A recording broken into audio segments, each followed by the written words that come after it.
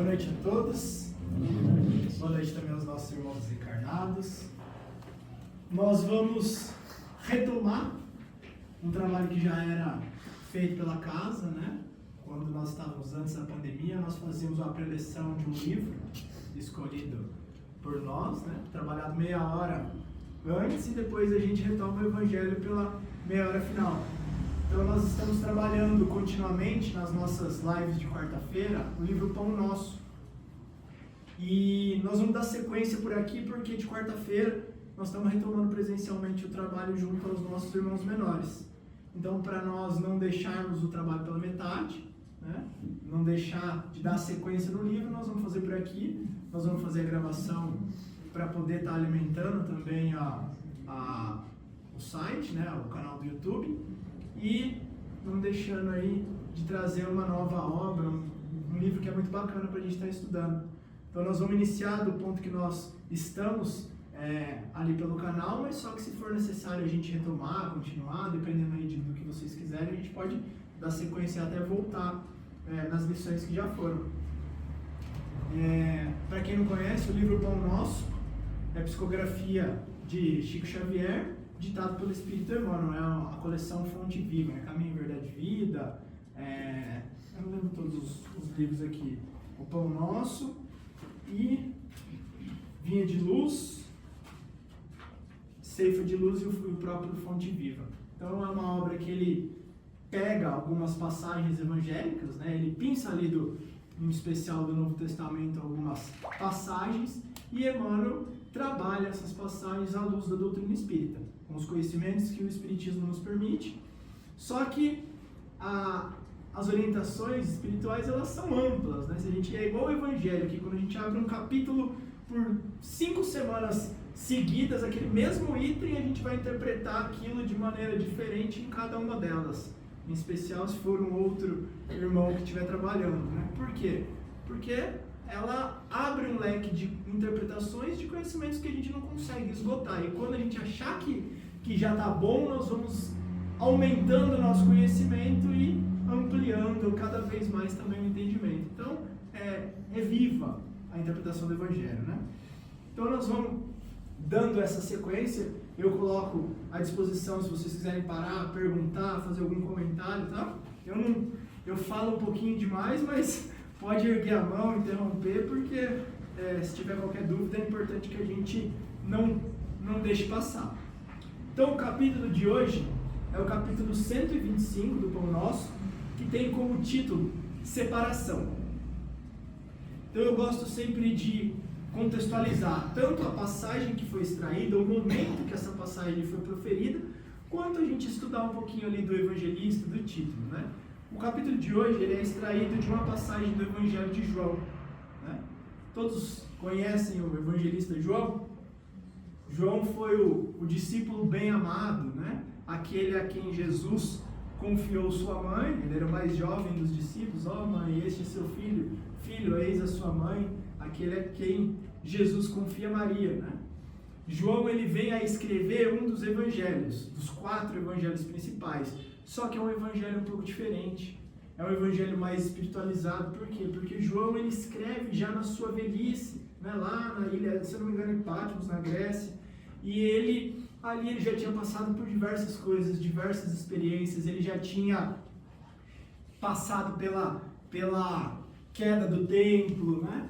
Pelas perseguições. Então ele já mais amadurecido, mais experiente, ele mergulha no pensamento de Jesus e traz esse evangelho bastante espiritualizado e que a gente precisa ter um pouco de estudo para interpretá-lo. Em especial, o João também escreveu Apocalipse, né? Que às vezes pelo nome nós achamos que é uma obra de premonições, de previsões e catástrofes, mas que nada mais é do que ali mostrando, né, quando bem interpretada, o momento que o planeta Terra está passando de uma transição planetária, né?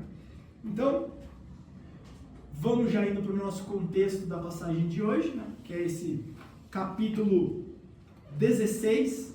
Lembrando que no Evangelho de João, do capítulo 13, mais ou menos até o capítulo 17, eles estavam ali, Jesus e os discípulos, participando praticamente da Santa Ceia, ali, da última ceia, daqueles momentos em que eles, juntos, né, compartilhando, lembrando que na tradição judaica, né, comer junto era uma relação bastante estreita, de intimidade, né? Então eles estavam ali ceando, Jesus estava passando para eles seus ensinamentos, né? Ele estava deixando as suas lições, dando as orientações necessárias, uma vez que eles já estavam adentrando naquilo que é conhecido como a paixão de Cristo, né? Que de paixão não tem nada, né? São os momentos derradeiros ali em que eles vão a Jerusalém para Páscoa, né? Que era uma das 3 festas importantes que os judeus migravam para Jerusalém, e lá seriam os momentos derradeiros de Jesus. E eles sabiam o que ia acontecer com ele. No entanto, que nesse momento ele estava trabalhando junto aos discípulos ali essa ideia de que ele não permaneceria tanto tempo ali junto deles, né? E então ele conversando com Pedro, né, ele falou: olha, meu tempo já é chegado, né? Eu tenho que ir, né? E Pedro pergunta, né? Mas nós não podemos ir com você, né? Ele fala: não, para onde eu vou, vocês não vão poder, por hora, me acompanharem, né? E Pedro insiste ali a respeito de ir com ele, e aí ele vai trazer ali para Pedro a explicação que Pedro negaria ele 3 vezes, e ali vão haver diversas orientações, dentre elas, né, essa parte em específico da sua partida, do seu retorno ao plano espiritual. E no item de hoje, capítulo 16, item 7, que é o item que Emmanuel pega ali do Evangelho de João, ele diz: todavia, digo-vos a verdade, a vós convém que eu vá. Então Jesus falando para eles, né? Olha, eu vou falar a verdade para vocês. Para vocês convém que eu vá, né? Convém que eu desencarne. E aí, só para fechar esse contexto, ele diz: porque se eu não for, o Consolador prometido não virá a vós, mas se eu for, vou-lo enviarei. Quem é o Consolador prometido? Gente, nós estamos aqui na casa espírita, hein? Quem é o Consolador prometido? Ninguém sabe? Quem sabe, minha irmã? A Márcia sabe? O Espiritismo é o Consolador prometido. Não tem aquele ensinamento que as pessoas falam que Jesus vai voltar, né? O Espírito de verdade traria para nós, né, o Consolador prometido. E algumas religiões, elas acreditam ainda que Jesus voltará, por conta dessas passagens que está falando que Jesus voltaria e deixaria conosco, né? Então, é justamente isso, o Espírito de verdade, que para nós seja Jesus, seja uma pleiade de espíritos junto de Jesus. Alguns irmãos do Espiritismo interpretam como tal ou qual personagem que foi o responsável por trazer esse Consolador prometido. Nada mais é do que as vozes dos céus trazendo para nós uma doutrina que permanecerá ao nosso lado a eternidade afora, explicando para nós de onde viemos, para onde vamos, o que estamos fazendo aqui, quais interações regem as nossas existências encarnados, desencarnados, né? E como espíritos, enquanto estamos ligados, habitando um corpo físico, ou quando retornamos ao plano espiritual.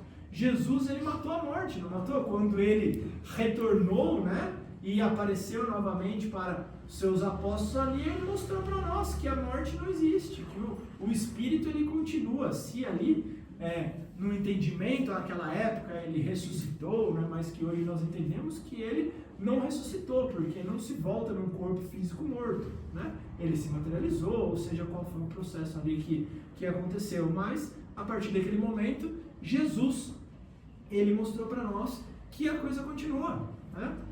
Então, o título de hoje, né, ele vai trazer essa questão justamente da separação. E Jesus ainda mais expondo esse outro lado da separação, dizendo, né? A vós convém que eu vá. E é importante a gente parar para pensar nessa palavra convém, né? Convém é algo que muitas vezes nós não queremos, mas que é importante que seja dessa maneira, né? Eu tudo posso, mas nem tudo me convém. Por quê? Tem consequência. Paulo dizia, né? Tudo posso, mas tudo é lícito, mas nem tudo me convém, né? Tudo eu posso fazer. tudo está à disposição para que a gente possa usufruir, mas nem tudo será bom para a gente. Por quê? Porque a coisa em si não é o grande ponto. O grande ponto é aquilo que o acontecimento vai trazer de consequência. E é isso que nós estamos precisando compreender. Então, quando ele traz no título separação, pode abrir um monte de vertente para a gente pensar, né? Normalmente, quando se fala em separação, o que a gente pensa? Um casal, né? Num relacionamento, há uma separação. Mas existem outros tipos de separação. Uma separação momentânea, mesmo aqui na Terra, onde alguém vai morar numa outra cidade, um indivíduo vai para um outro país, vai ter que fazer uma viagem de trabalho. Então, isso é uma separação. Existe a separação do nosso desencarne. Não tem? Uma separação que nós temos com um ente querido e amado. E isso é feliz? A gente fica contente quando acontece qualquer um desses casos? É legal quando alguém vai seguir um filho passou no intercâmbio num outro país, ele vai lá. Por um lado é muito bacana, porque ele vai desenvolver profissionalmente, mas por outro lado nós vamos ter um vazio de não estar lado a lado com aquela pessoa. Só que a morte? Como que a gente lida com a morte hoje, né? Quando a gente não... Ainda mais se não tivermos a certeza, né? Que é essa ideia que o Espiritismo nos dá, de que a morte, ela não existe, né? Porque o Espírito, ele é eterno, o Espírito, ele é imortal. Há a morte do corpo físico. Porém, isso implica que ainda, né? Aquele indivíduo continua vivo e teremos um outro contato com ele. Isso que é um dos pontos que nos qualifica o Espiritismo como a doutrina consoladora. Porque ela não tira a saudade, ela não tira a dificuldade, mas através das suas explicações ela nos consola. Qual é o consolo da morte? Perdi um ente querido. O consolo é que estarei, né? Sentirei saudade, chorarei a falta, viverei o luto, mas um dia nos reencontraremos. Isso não conforta? Doutrina consoladora, porque ela explica que a partir do momento que eu estou passando por uma doença grave, aquela doença, ela tem uma causa, ela é justa e ela tem uma boa finalidade. Então, estou padecendo de dores, estou passando por dificuldades, não está sendo fácil, mas nos consola saber que tudo aquilo que nós estamos vivenciando há uma finalidade boa e justa e que vai passar. Isso não acalenta um pouco? E muito, né? Agora, se a gente pensasse que acaba tudo, por que tanto sofrimento? Por que Deus me fez sofrer assim? Por que Deus levou o meu filho? Por que Deus? Aí a gente se revolta.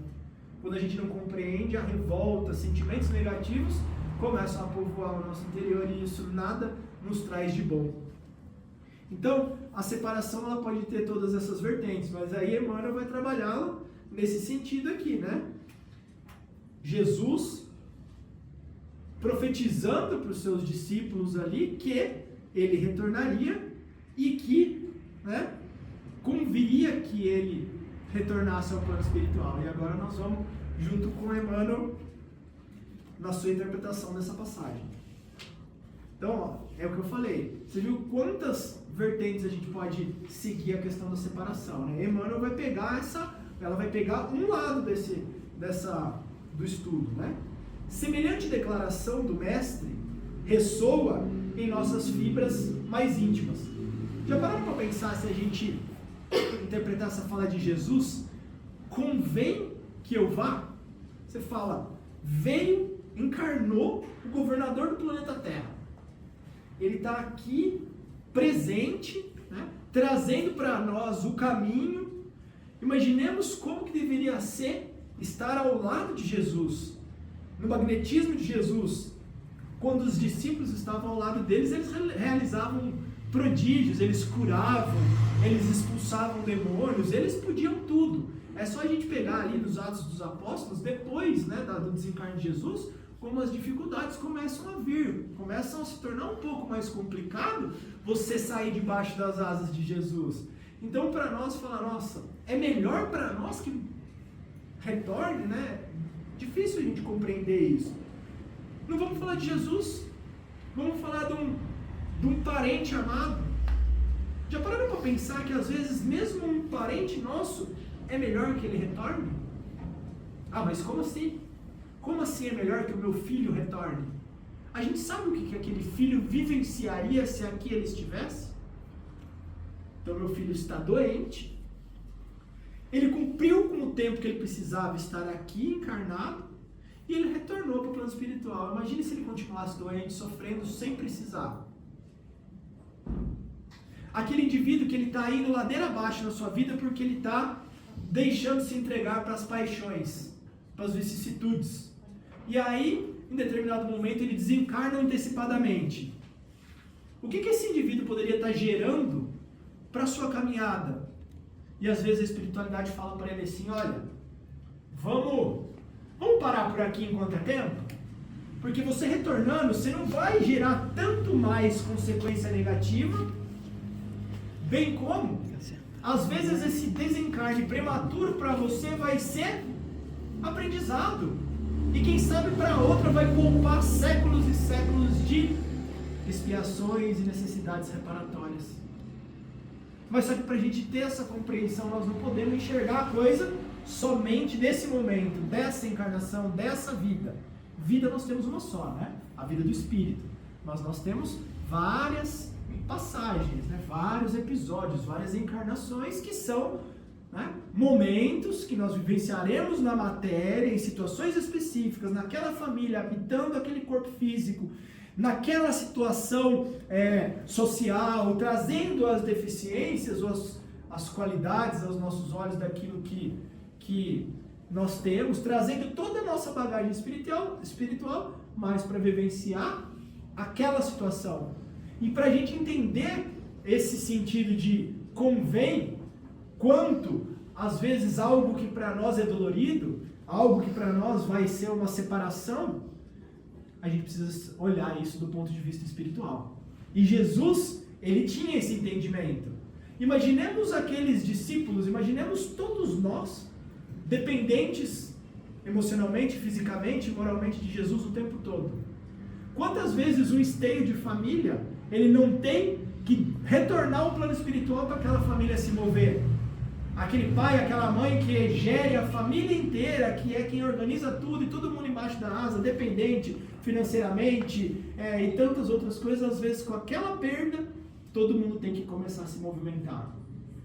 A gente fala, é muito ruim porque as pessoas agora estão sofrendo. Ou aquilo tem um sentido bom porque agora as pessoas estão vivenciando as suas experiências e as suas necessidades e oportunidades. Então o problema não está na separação, mas na consequência que a separação traz. Não está na morte, mas na consequência que a morte traz. Não está na doença, mas na consequência que a doença traz para nós. Ninguém sabia amar tanto quanto ele. Né? Amar como Jesus amou, como diz a música, né? Jesus, de certa forma, ele é o verbo de Deus, né? Ele transmite para nós, ele vivenciou aquilo que Deus queria e quer de cada um de nós. Então Jesus nos amou naquilo que é mais, vamos dizer assim, maior possível da gente compreender hoje sobre o amor. Se a gente falar Deus é amor, né? Deus é o amor na sua totalidade. Jesus para nós é tudo aquilo que a gente pode conceber de amor hoje. Pode ser que um dia Jesus ame até mais? Pode, porque ele não é Deus. Mas Jesus é o nosso guia e modelo, é o que a gente tem de melhor, que nos foi apresentado, né? Então ninguém, né, sabia amar quanto ele. Contudo, era o primeiro a reconhecer a conveniência da partida em favor dos companheiros. Então ele amava, ele fazia tudo ali para as coisas irem se encaixando, mas ele sabia que seria necessário para aqueles que o seguiam, para a sociedade, para a missão que ele veio realizar, que ele retornasse. Jesus sabia o que ele ia passar. Então quando a gente fala, nossa, como Jesus sofreu, né? Jesus se revoltou, Jesus lá no pé da cruz, ele, Pai, por que fizeste isso comigo? É inviável a gente pensar dessa maneira. Jesus sabia desde sempre o que ele ia passar. Podíamos ter tido outra resolução? Sem dúvida. Podíamos ter permanecido mais tempo ao lado de Jesus, mas com certeza ele sabia que naquele momento nós não tínhamos condição de fazer diferente. E que aquilo era necessário para tudo aquilo que ele deixou para nós. Se ele tivesse continuado, não teria tido o efeito que teve o seu retorno. Ele não teria deixado tantas lições para nós que mesmo no meio de tanto sofrimento, tanta dor, tanta opulência, era possível sair daqui de maneira sublime, né? O que teria acontecido se Jesus terminasse em permanecer? O que será que podia ter acontecido se ele tivesse permanecido? Né? A gente não sabe. Provavelmente, as multidões terrestres teriam acentuado as tendências egoísticas, consolidando-as. Eu estou falando muito provavelmente se Jesus tivesse permanecido, teria tido até um efeito contrário, né? Vamos parar para pensar como que estava sendo a época de Jesus, né? Toda aquela multidão de pessoas que eram a elite dominante, os fariseus, os judeus ali, que tinham o seu interesse pessoal, o seu poder financeiro prejudicado, eles queriam silenciá-lo, porque ele ia contra os interesses. Mas Jesus estava ali, né? Ao lado dos oprimidos, dos fracos, dos contritos, daqueles que sofriam, dos doentes, né? Mas foi necessário toda aquele, vamos dizer assim, é como se fosse um mártir, né? A gente vê que grandes indivíduos que se tornaram grandes ante a história, precisaram ter um desfecho trágico para aquilo gerar comoção e despertamento, né? Porque o divino amigo havia buscado Lázaro no sepulcro, ninguém mais se resignaria à separação pela morte. Então ele está falando aqui, né? Porque o divino amigo havia buscado Lázaro. Vocês lembram da história de Lázaro? O que Jesus fez com Lázaro? Ressuscitou Lázaro, né? Vamos trazer para o conceito espírita. Ressuscitar para o espírita não existe. Porque ressuscitar é você pegar algo que morreu e tornar a vida novamente. Então, um corpo, biologicamente, alguém aqui já viu qualquer experimento você dá vida a um corpo morto? Não. Por quê? Porque existe cientificamente explicações.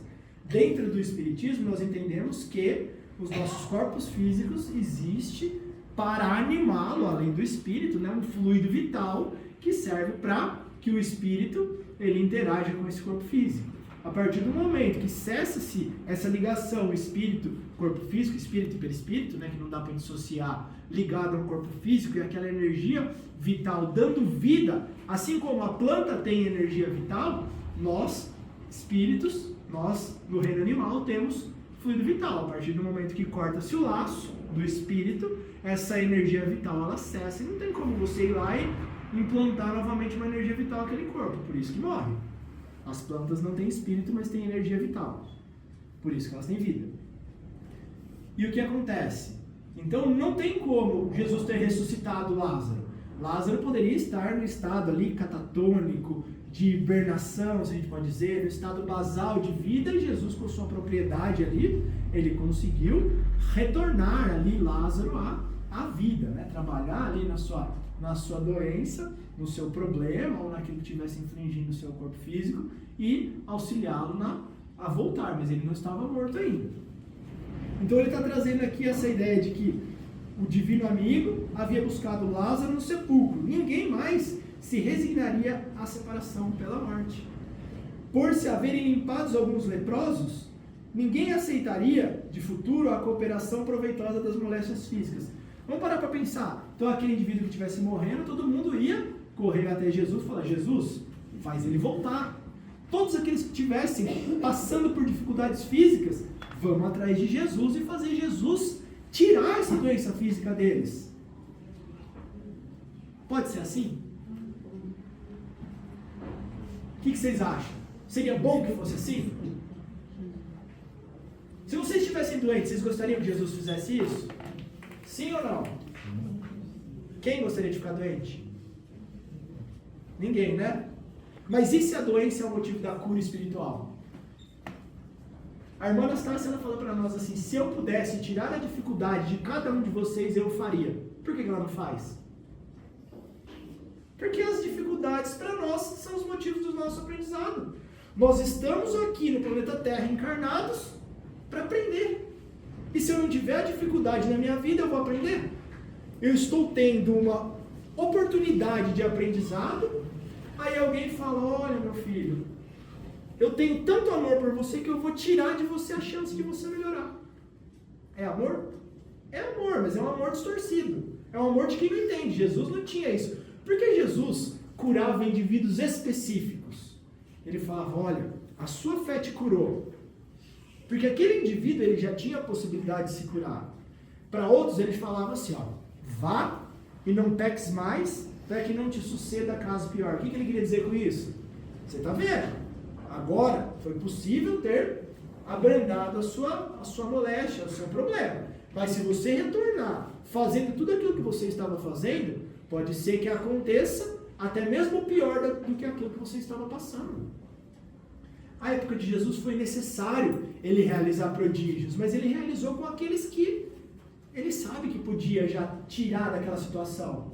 Então, para nós hoje, né, se Jesus às vezes tivesse continuado ao nosso lado, nós ficaríamos dependentes dele, não aceitando as nossas provas, não aceitando as nossas dificuldades.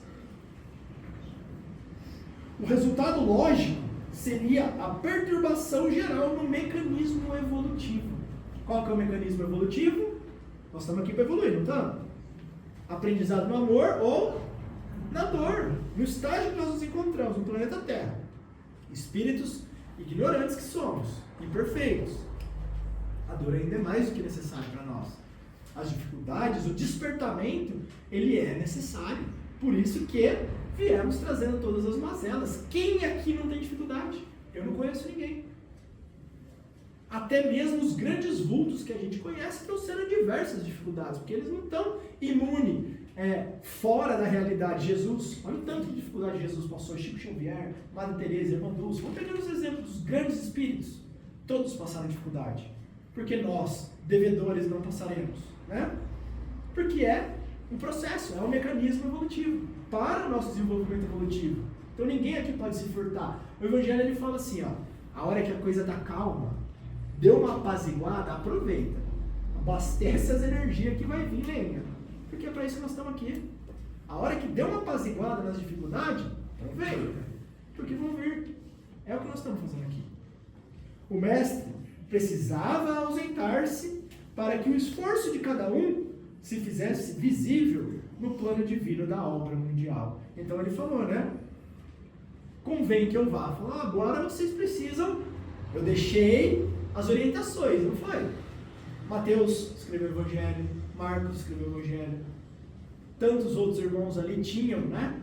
Oralmente passavam as tradições, os ensinamentos, né? Desde lá no Antigo Testamento, lá das leis mosaicas, isso já era culturalmente transmitido verbalmente de um para outro, havia leitura para aqueles mais letrados, né? Das escrituras, mas além de Jesus ter deixado esse legado ali da vivência deles, houveram evangelistas que deixaram aquilo grafado para que continuasse a ser perpetuado e seguido.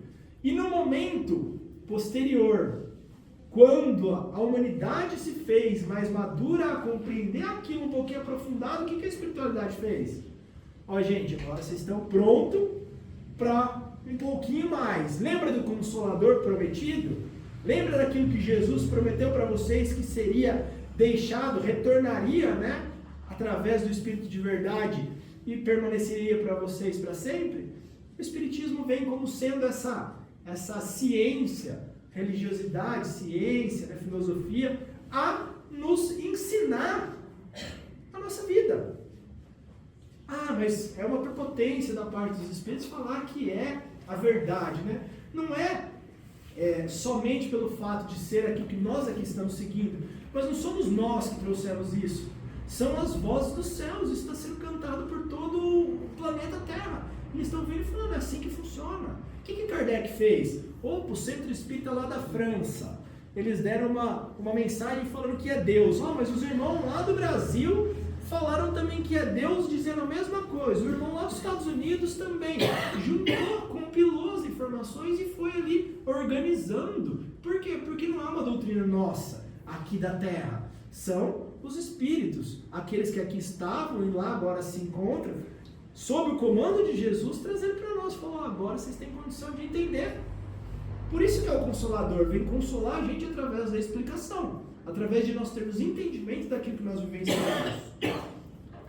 Então, de outro modo, seria perpetuar a indolência de uns e egoísmo de outros. Sob diferentes aspectos, repete-se diariamente a grande hora da família evangélica em nossos agrupamentos afins.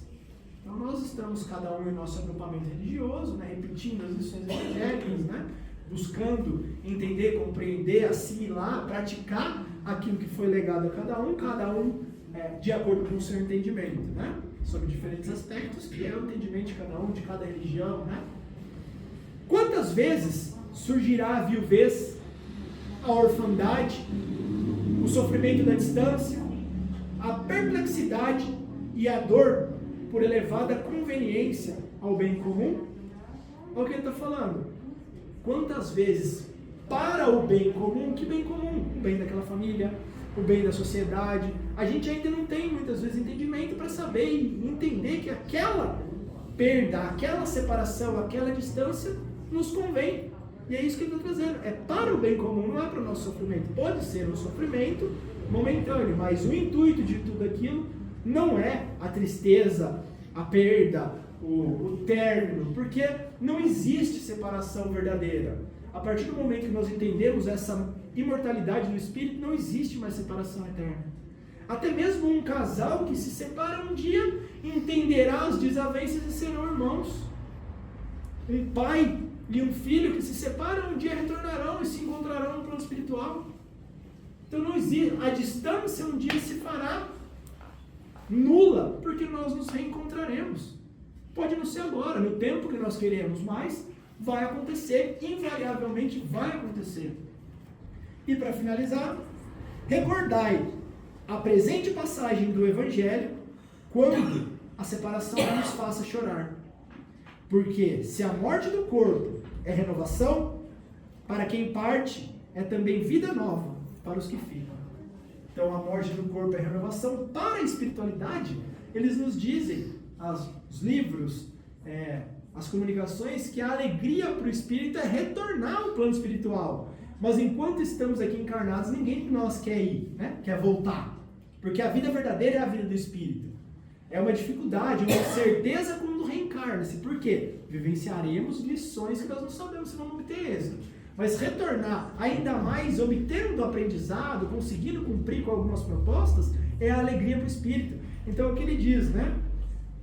Que a gente recorde dessa passagem quando houver, né, alguma perda para nós, que nos faça chorar, uma tristeza por separações momentâneas. Porque a morte do corpo é renovação. Por que renovação?